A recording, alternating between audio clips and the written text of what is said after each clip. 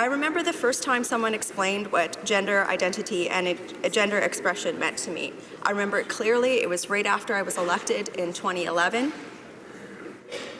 And I remember being shocked at myself for not understanding this, given the level of severity that it means for me as a legislator not to get that. So I think it's probably worth having that discussion here today to remind people. The term sex refers to biological differences, chromosomes, hormonal profiles, internal and external sex organs.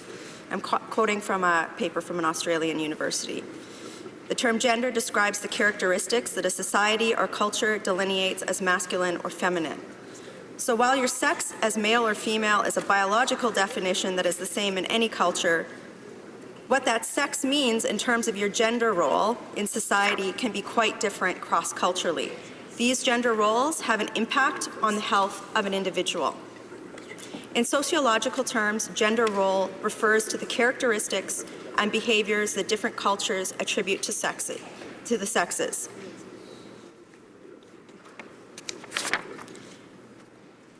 It's very important for us to understand this because our understanding of gender roles and our notion of gender is in fact fluid.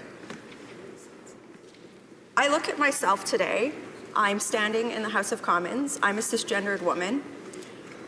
Only a few decades ago, as I stand here in pants, advocating for my community, as a divorced woman, as a woman without children, I think about how I would have been perceived and what my role as in gender would have been decades ago.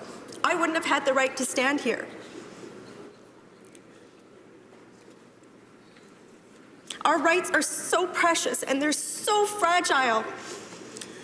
And for us as legislators, if we cannot acknowledge when inequality exists and if we cannot rectify that, then we are doing something wrong.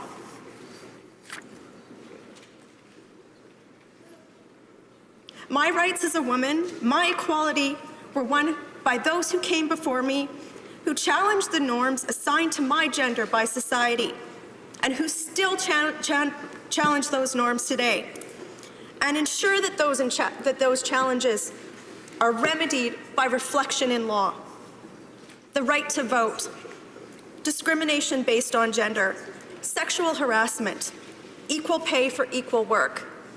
And there's so much more work to be done. Yet I am so far ahead of where members in the trans community in Canada are. The reality is that many people who do not conform to the gender roles associated with the sex that they were assigned with in birth, they don't do that.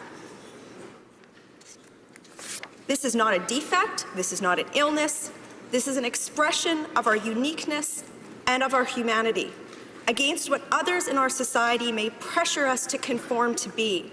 And nobody in Canada and nobody in the world should face discrimination for living their personal truth. As legislators, we need to understand and acknowledge that great discrimination does in fact occur because of this.